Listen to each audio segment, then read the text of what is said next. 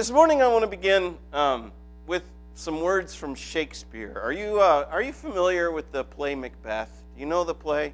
You're not supposed to say that. You're supposed to say, are you familiar with the Scottish play? You know, it's like saying to an actor, good luck, to mention Macbeth, because Macbeth is cursed, so they call it the Scottish play, or maybe it's the King's play or something. But if you call it Macbeth in a theater, you're going to get punched, maybe stabbed with a dagger, I don't know.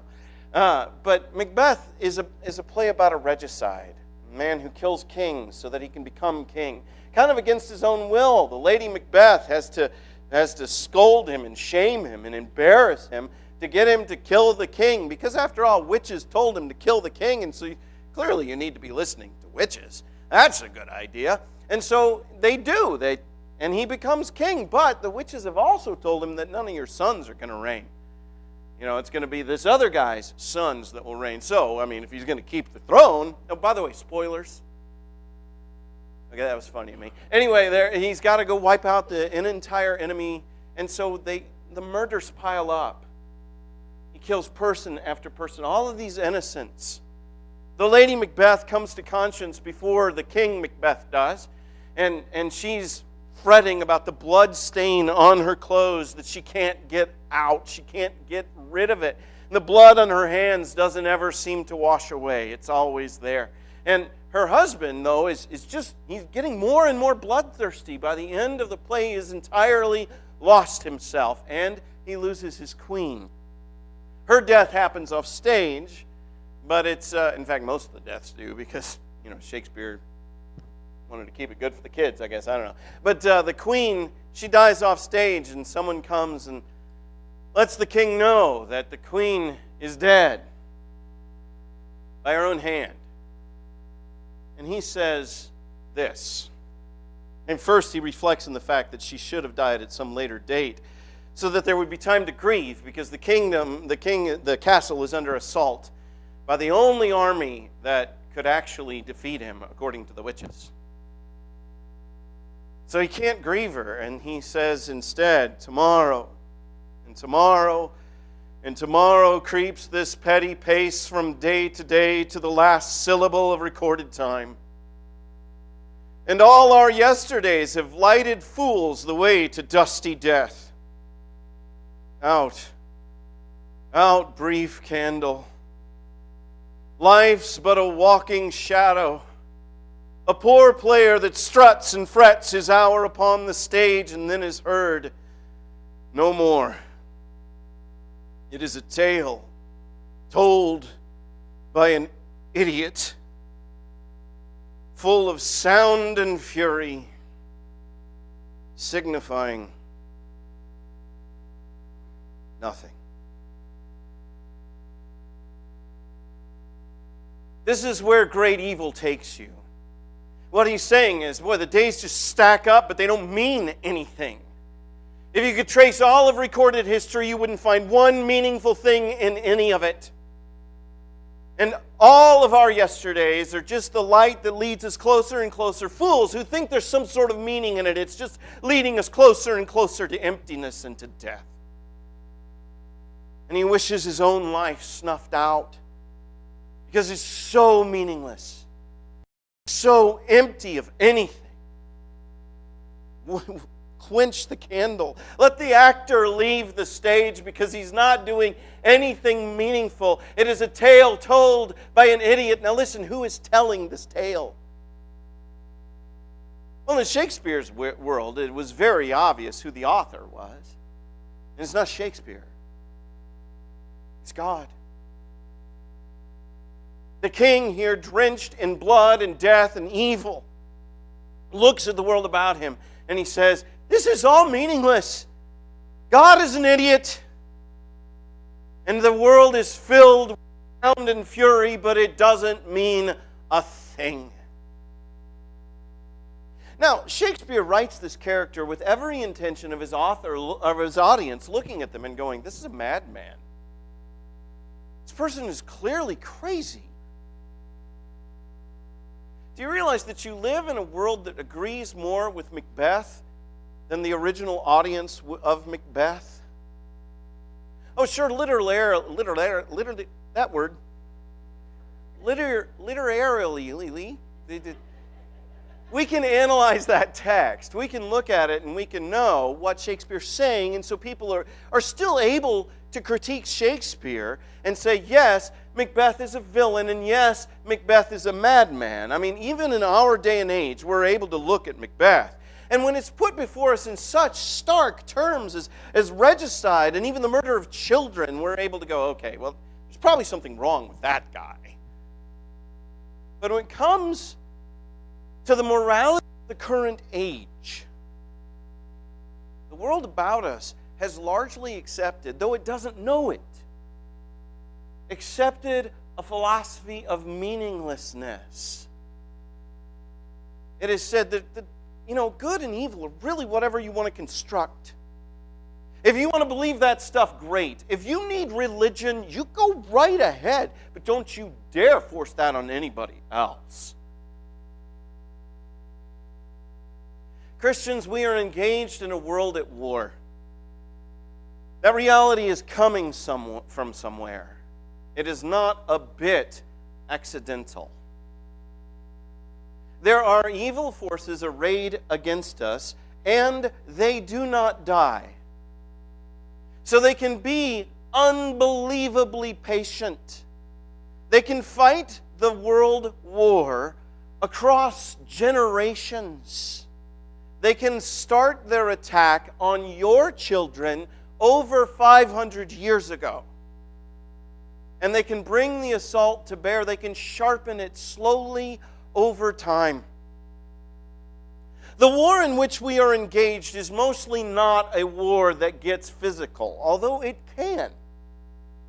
If Satan can inspire regicide, he will. If he can get murder to take place, he's thrilled. If he can bring about war and death and violence, that's like, his frat party. Oh, he's having a great time.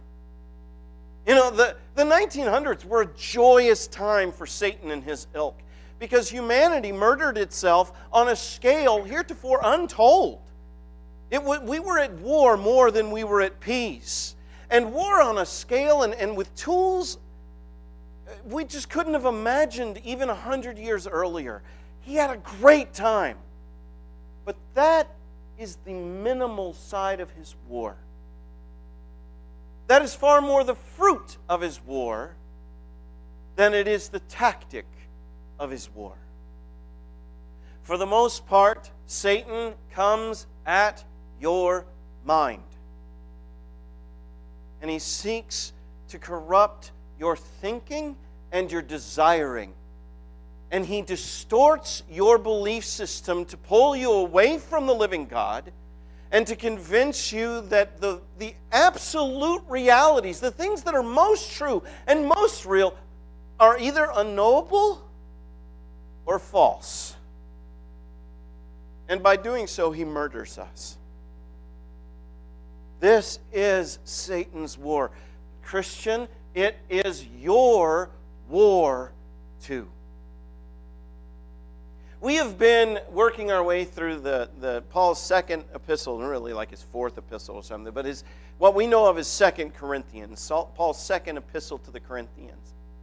And today we enter into the text in chapter 10, where Paul enters into combat. The last 4 chapters of this letter are combat with his foes in that city.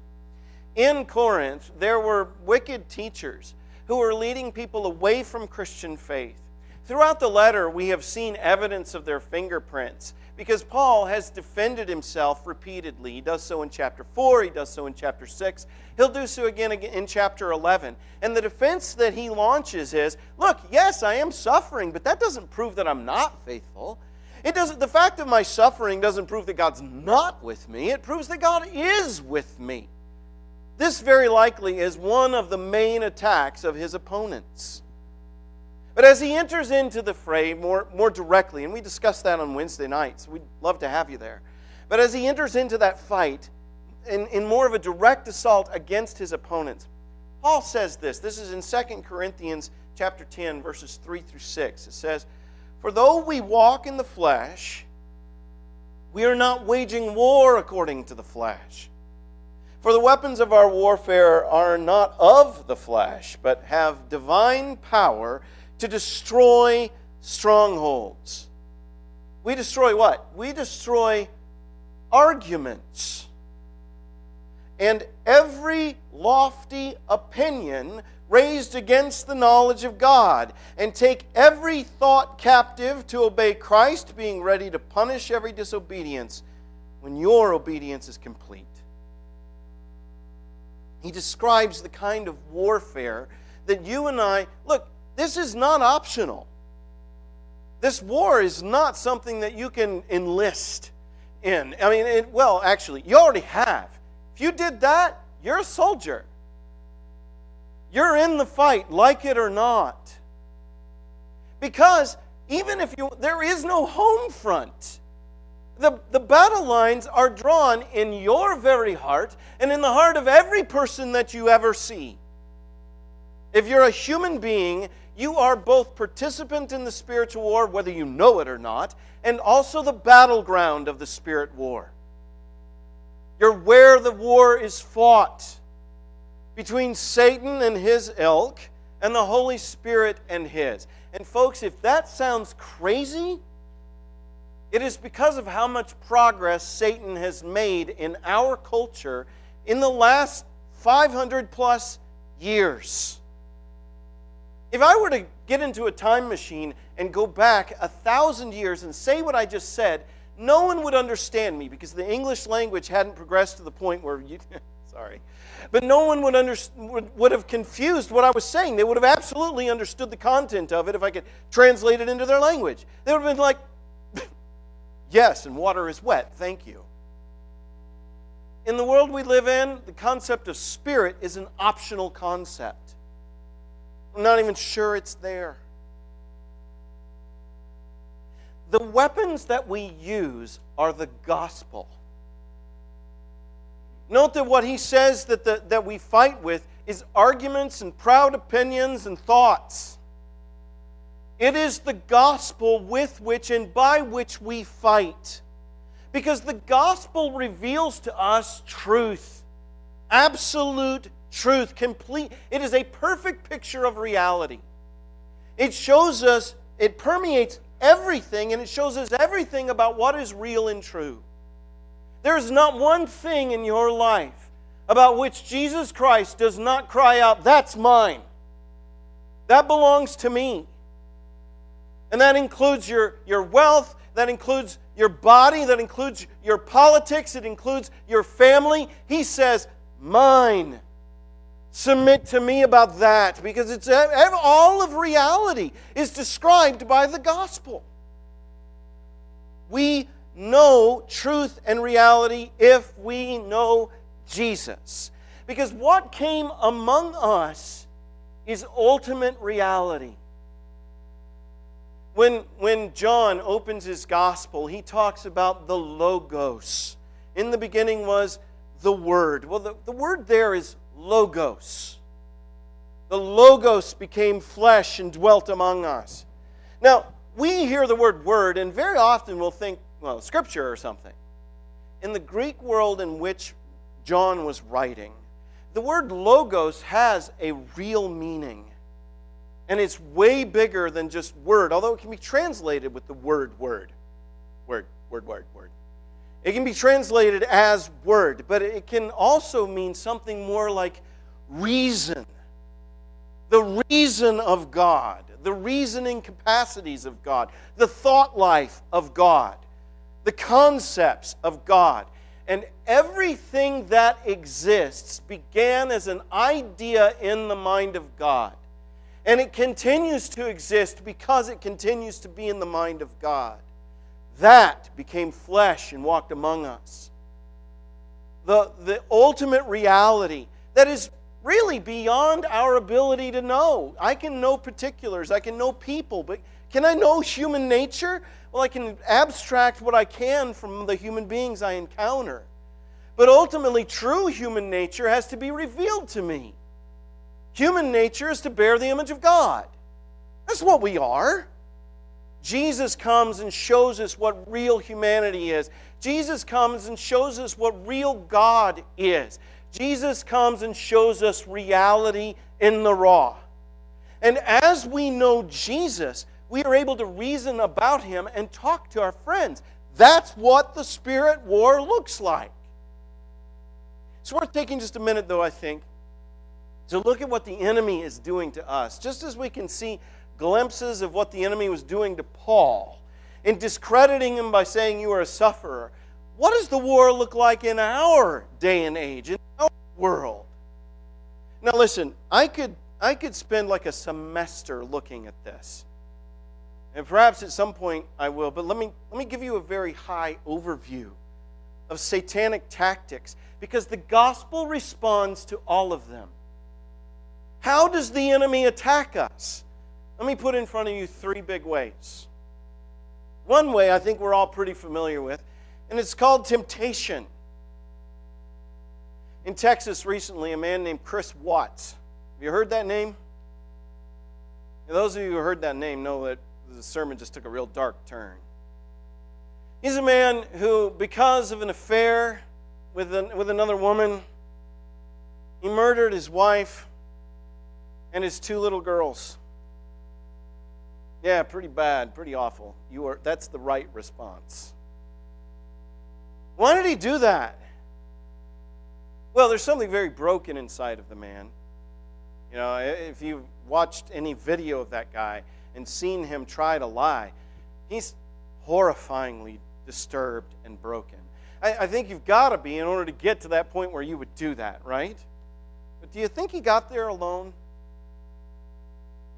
At every step along the way, you can see how things were put in his way, and he had choices to make, this or this. And he cooperated with Satan at every step of the way. Satan led him by the nose and by the will. He absolutely participated, and I subtract no culpability from that man. But see, this is what Satan does, is he puts the opportunity in front of us and says, don't you really want this? He thought, I can be happy if I start over with this woman and get rid of this one. But if I leave her alive, she'll take my stuff and I won't be happy. And so, it's horrifying, isn't it? I put that horrifying picture in front of you so that you can think about the small pictures, because that is exactly what Satan does to all of us. He distorts the human person through temptation. It is by far his oldest game. The first destruction of humanity came about this way, because he always comes with a lie and says, you will be happy if, and then puts evil in front of you. And we all want to be happy. Step by step, he leads us into our own destruction. That's one tactic, temptation. The other has I'll attach a big word to it, a theodicy. It is the reality of suffering. If Satan can attack us through suffering, he absolutely will. And it's not just suffering alone, because if you've lived long enough, you know that suffering is often incredibly useful in the life of the Christian. A person who is willing to suffer faithfully finds God in the midst of that suffering. And faith can pull them deeper into God. More trust, more reliance upon God. A better knowledge of God. Suffering can accomplish that. Obviously, Satan doesn't want any of that. But theodicy is where we struggle with the reality of suffering in terms of three realities. One is that God is all-powerful. If God is all-powerful, then He can do anything He wants to do. Second, God is all good, all the way through. And third, suffering exists, evil exists. And the reason that causes a problem is because in our finite minds, we look at things and we say, you know what, if I had all power, I wouldn't do this. I would do differently than what God is doing. I must be smarter than God. Maybe there isn't even a God, which is, of course, how Satan wants to work that. He works to get you to deny the goodness of God so that you'll hate Him, or to deny the power of God so you won't trust Him, or to deny the existence of God because there is evil. The answer to this is the gospel, although that's a hard answer. Because what God does is He says, okay, suffering is real, and you are in it. And if I'm going to get you out of it, I'm going to come into it. All the way in. The worst that can possibly happen to you, I choose for myself it will happen to me. And then if you hold to me, I will lead you out. That's very theoretical, though. The other big answer that theologians tend to give is time and God's greater wisdom. You are in the midst of time, and so you cannot see the whole picture. He can. And so He allows what is horrible because He's headed toward what's unbelievable, towards what's so much better. What we have to do to fight against this is the gospel tells us that God is good. And at a very visceral level, the suffering of Jesus answers the pain of the world and says, I'm willing to hurt for you. That's how much I love you. So I am good. I'm just as good as I ever said I was. And so you destroy the argument of theodicy. I meant to do this with each of these. The answer that God gives to temptation is strength of the Spirit and a law, a way of life that is good. That when you read it, you're like, that's better. I'd rather have this than what you're selling, Satan.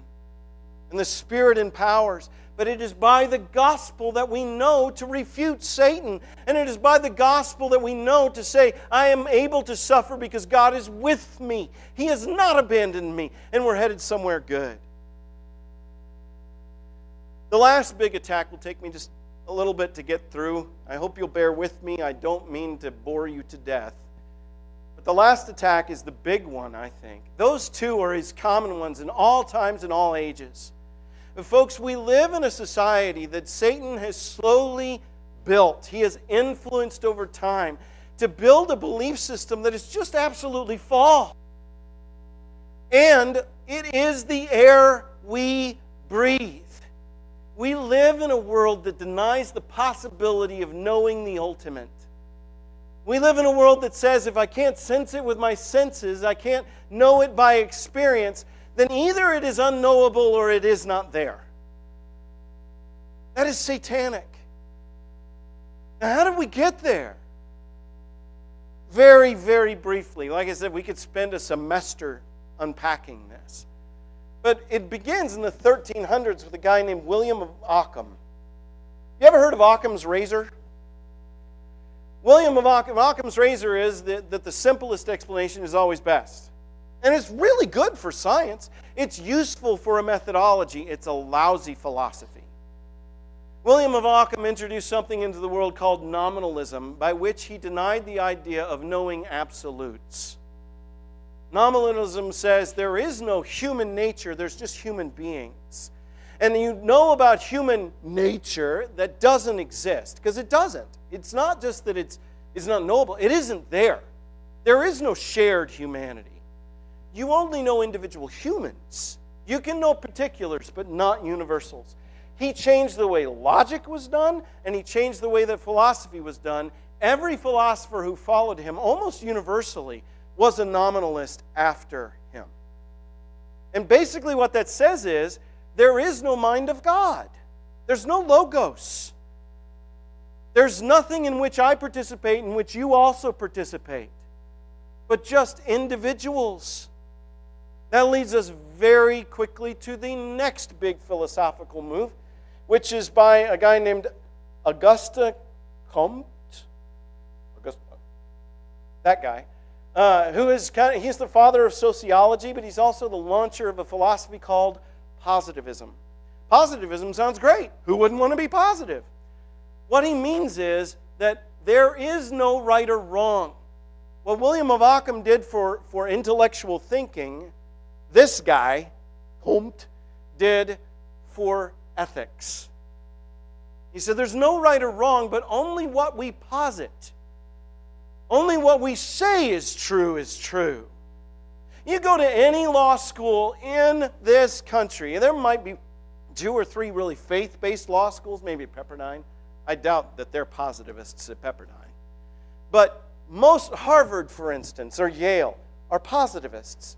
And the concept of justice that's taught there is, hey, whatever theory we come up with and we all agree to, that's what justice is. Doing injustice is more about breaking man-made law than it is about doing what's right and good. In fact, the whole legal process, you can't legislate morality. You ever hear that? Satanic. Prior to this guy, nobody thought that. The whole purpose of law and society was to produce good people. It's why we did it. Humanity was supposed to be a political animal so that we could lead everyone to human flourishing. There's no right or wrong. Now that's been around since the 1800s. So you have nominalism since the 1300s and this since the 1800s. You begin to see how this is something we just breathe and just kind of accept. You know, right or wrong are human conventions, not real realities, not something in the mind of God. It's satanic. One last, well, actually, I'll do two more. Friedrich Nietzsche, you ever hear that guy? Friedrich Nietzsche's big line is, there is no God, because if there were a God, I could not bear not to be him. Which tells you just about everything you need to know about Friedrich Nietzsche. Dude is nuts. He suggests that the world has been badly led astray since the days of Plato and Christ, and that we have endorsed virtues that are not virtuous. That you shouldn't be humble, merciful, or loving, or kind. Those things don't forward anyone's life anywhere. What you need to be is bloodthirsty and powerful and strong and mighty. By the way, Nietzsche comes just a little bit before Hitler. And while I'm not sure Nietzsche, because Nietzsche himself was not anti-Semitic, he didn't write that kind of junk, but he certainly paved the way for Hitler. He posited something called perspectivism, which says that right and wrong depend entirely on where you stand.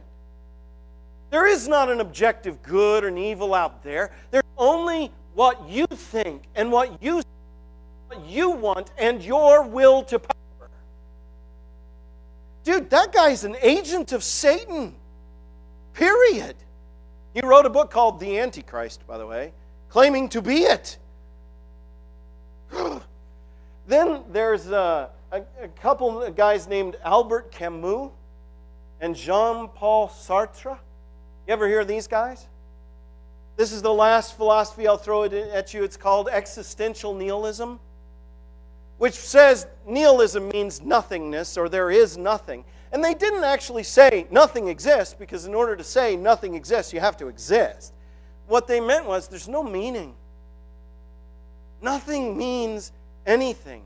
Both Camus and Sartre were atheists. Interestingly, they came from different perspectives. They started out as close friends. Sartre eventually spurned Camus because he wouldn't go the whole way. Camus was like, the purpose of life is to be a saint. But the saints only become saints because of their belief in God. But there is no God to believe in. Therefore, being a saint is impossible. But the purpose of life is to be a saint. And he was stuck in this dishwasher, this washing machine of emotional discomfort and angst. He writes beautiful literature, but he was spiritually crazy. Jean-Paul Sartre, far more aggressive.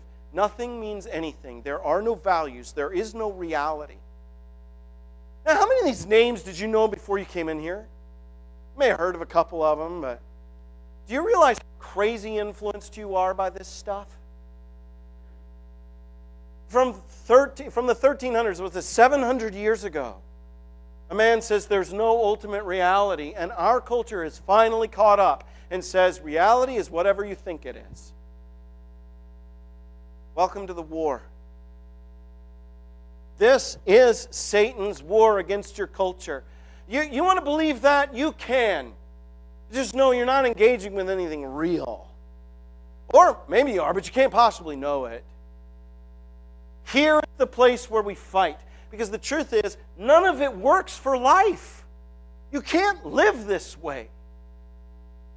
You know, our culture has become increasingly nihilistic over the last 30 or so years. Interestingly, school shootings have shown up. What do you suppose that is? We breathe this air. And our battle is not against flesh and blood, but against these arguments. And God has given us divine power in the gospel to fight against this stuff, to fight this filth and destroy it in our own hearts and in the hearts of people around us. So that when we come and we present the gospel, He takes the heart captive. He takes the mind captive. And that's incidentally why you come here every week. We need constant inoculation against the influence of Satan and his constant attacks, because he will seek to undermine reality from us and to steal truth away. And none of it is real. The reality is Jesus Christ, the Logos made flesh, the truth of all philosophy walking among us in the flesh. And the reality is the unbelievable love of God, the steadfast love of God, the true love of God that dies on the cross for us lost sinners. The truth is that Satan has lost the war. He fights now in a battle of the bulge. We are the victors. And we walk together with Christ, with divine power within us, to take the thoughts of those we love captive to Christ, so that He might build up truth in us and we might understand. Do you know that's why I write the curriculum and teach the classes and do all this? Modern American Christianity is woefully biblically illiterate. Now, I don't know that all of us are. But folks, that's walking into the battlefield unarmed and naked. If we're going to fight, we need to know our God.